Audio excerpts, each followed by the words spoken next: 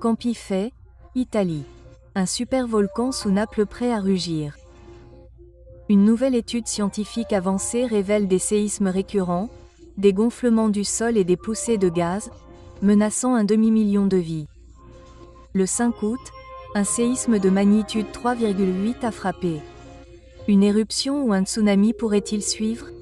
Plongeons-nous dans cette catastrophe de fureur. Ils ont également eu des séismes de magnitude 4,4 et 4,6.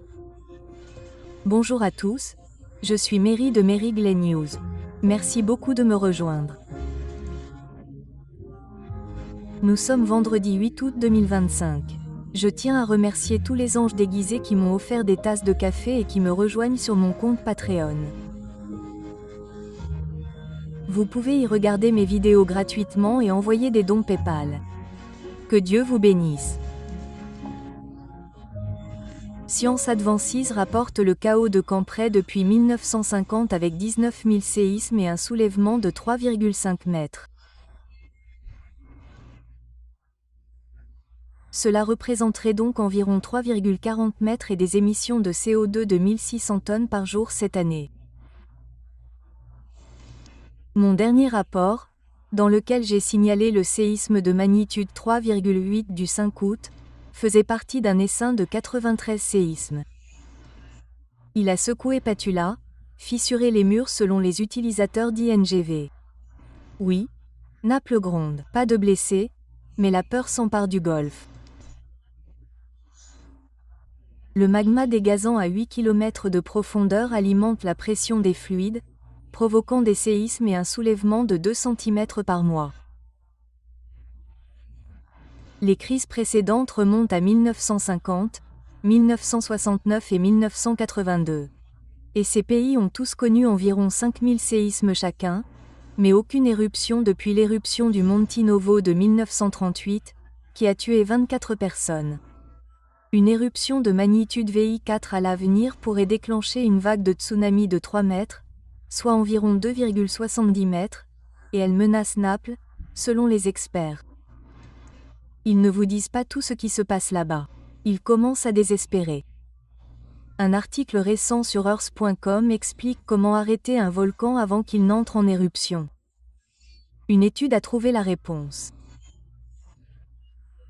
Il prévoit de pomper l'eau du sous-sol pour éviter d'autres fissures, d'autres fractures qui se formeraient dans la caldeira au-dessus de la caldeira.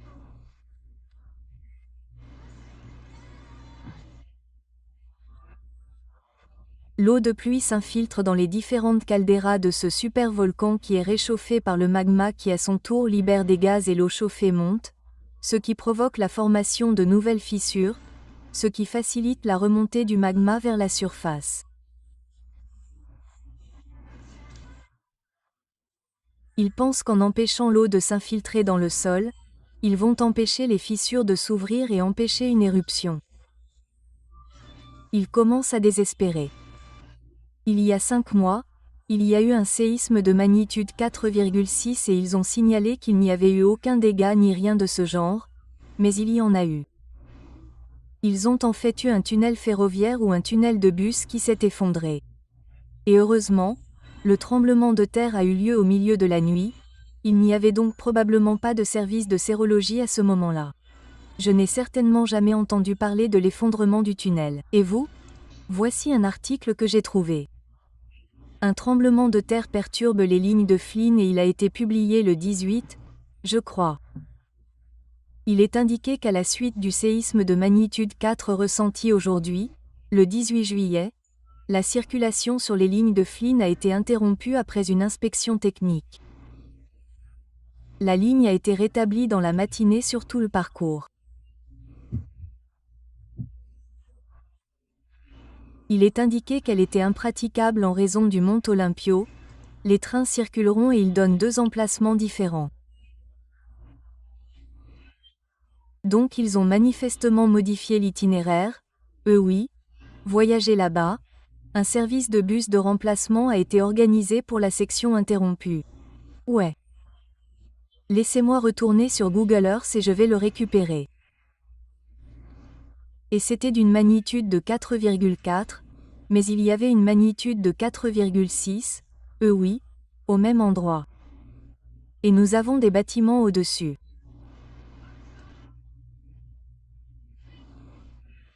Il parle maintenant de creuser des puits, de pomper l'eau du sous-sol, de réduire la quantité d'eau qui s'infiltre dans le sol dans l'espoir d'éviter une éruption à l'avenir.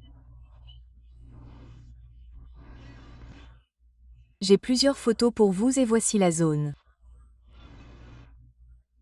Nous avons donc polé et cela montre les feux aquatiques peu profonds et toutes les fissures qui se forment. Il s'agit d'une couche qui est censée être un capuchon qui se fissure. Oui, une intrusion de digue se forme. Je veux donc aller dans la zone de pollet. Voyez comment c'est la zone qu'il montrait sur la carte, là. D'accord? Juste là. Et je l'ai marqué.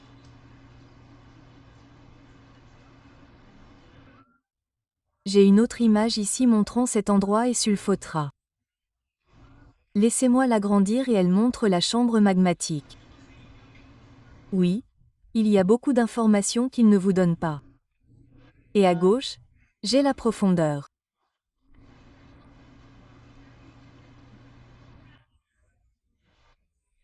Il y a beaucoup de caldeira dans la caldeira de Campray. Voyons voir. Sera et où? C'est là, d'accord. J'ai plein de notes et plein de tremblements de terre. C'est ça? Juste là. Pas loin de cette magnitude 4,6 et 4,4. Oui, il y a eu beaucoup de tremblements de terre aujourd'hui. Le plus fort, je crois, était de 2,0, mais je veux vous montrer ça. Et là, il y a les différents centres volcaniques. Nubioe, ouais. Donc, Sulra et c'est la chambre magmatique. Très bien. Et voilà le conduit qui monte.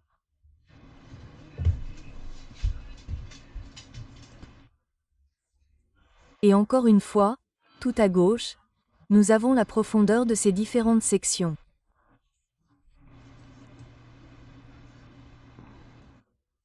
Et j'ai une autre image montrant le système de plomberie en U, celle-ci n'est pas aussi bonne. Laissez-moi vous l'apporter si je peux.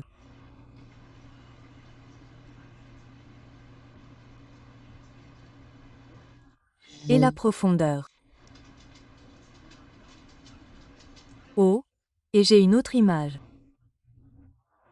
J'ai des liens vers ces différentes pages web montrant la zone où ils envisagent de pomper l'eau. C'est parti. Je ne peux pas. Eh bien, je pourrais probablement l'agrandir pour vous, mais cette autre image est de côté. Et laissez-moi vous montrer ces autres images.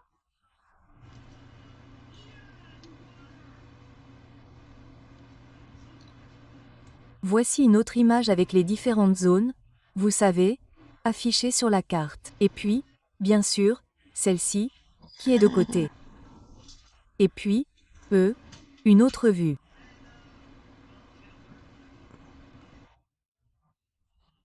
Celle-ci est probablement la meilleure carte montrant l'emplacement et les zones d'eau qu'ils veulent empêcher de s'infiltrer dans le sol. L'article que je vous montrais, il dit qu'il confirme que les troubles récurrents sont, selon eux, dus à la pression des fluides, et non au magma. Eh bien, comme je l'ai dit, qu'en pensez-vous? Est-ce de la magie qui réchauffe l'eau? Oui, c'est un magma en dessous qui réchauffe l'eau et crée la vapeur et la pression qui crée les fissures qui permettent l'intrusion de digues.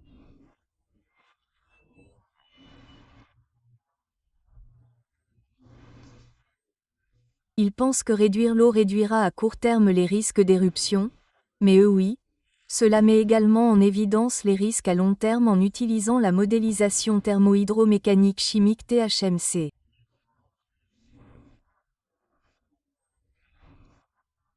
L'étude attribue ces cycles au dégazage du magma à 8 km de profondeur, entraînant une pression des fluides dans un réservoir hydrothermal de 3 km de profondeur.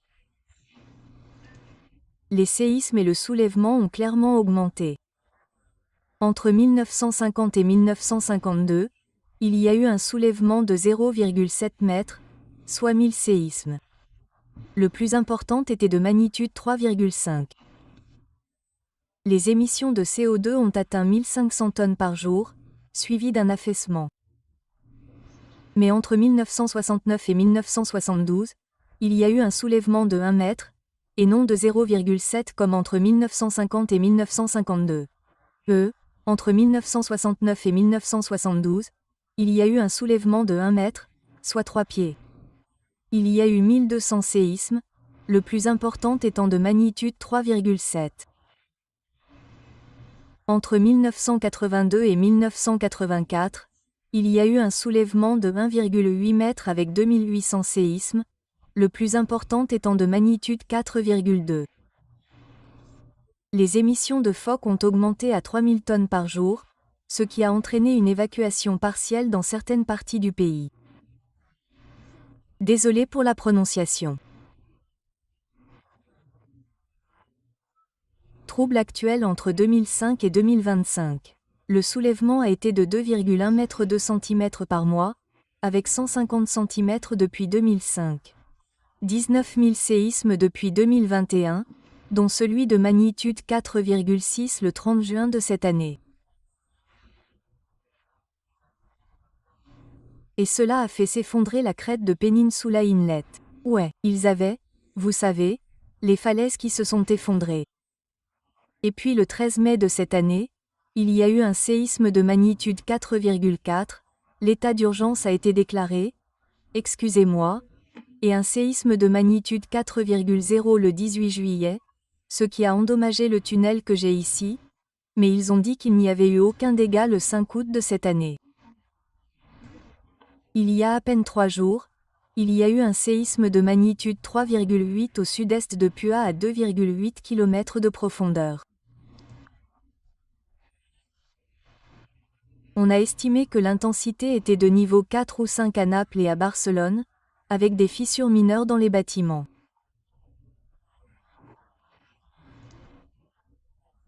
Les émissions de gaz actuelles s'élèvent à 1600 tonnes par jour. Le méthane CH4 augmente, ce qui indique une activité hydrothermale. Dans la modélisation THMC, le dégazage du magma libère des fluides riches en CO2 qui augmentent la pression dans le réservoir hydrothermal, provoquant des tremblements de terre et un soulèvement sans que le magma ne remonte soi-disant. Oh, je pense qu'ils en sont pleins. Ouais. Lorsque les fissures s'ouvrent à cause de la pression, le magma suit toujours. Le magma est comme un ballon de plage rempli d'air que l'on pousse sous l'eau. Il veut naturellement remonter. Et la seule chose qui l'empêche de remonter, c'est ce plafond. Les cycles de troubles se répètent tous les 20 à 30 ans, soi-disant sous l'effet de la dynamique des fluides, et non des précurseurs éruptifs.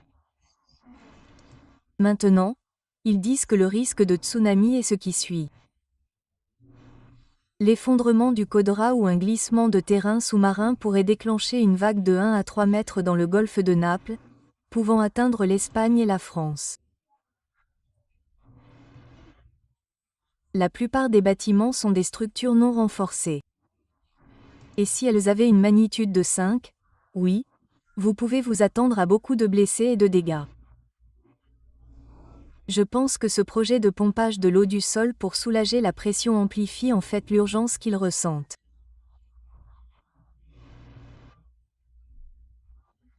Cet article récent qu'ils ont publié a été rédigé par Chiodini et leur groupe de scientifiques. Se dirige-t-il donc vers une autre éruption ? La dernière éruption a eu lieu en 1538 au mont Nuvio. Et je suis sûr qu'il y avait beaucoup moins de monde qu'aujourd'hui. Et cette éruption a tué 24 personnes. Et elle a en fait remodelé la côte. Je vous donne un lien vers cet article.